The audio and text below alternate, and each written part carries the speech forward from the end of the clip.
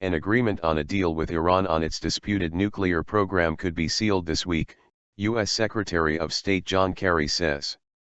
He was speaking to reporters in Vienna, where Iran is negotiating with the U.S. and 5 other powers.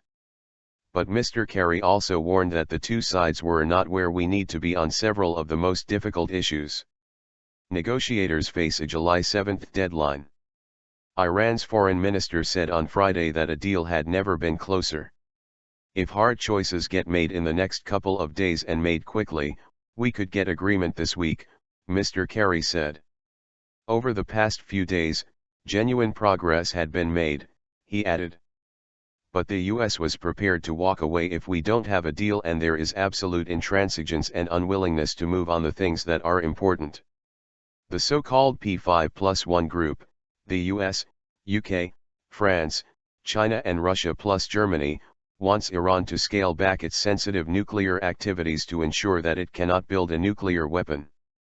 Iran, which wants international sanctions that have crippled its economy lifted in exchange, has always insisted that its nuclear work is peaceful. Sticking points are still reported to be how sanctions are lifted and the amount of nuclear capability Iran is allowed to keep. Coercion.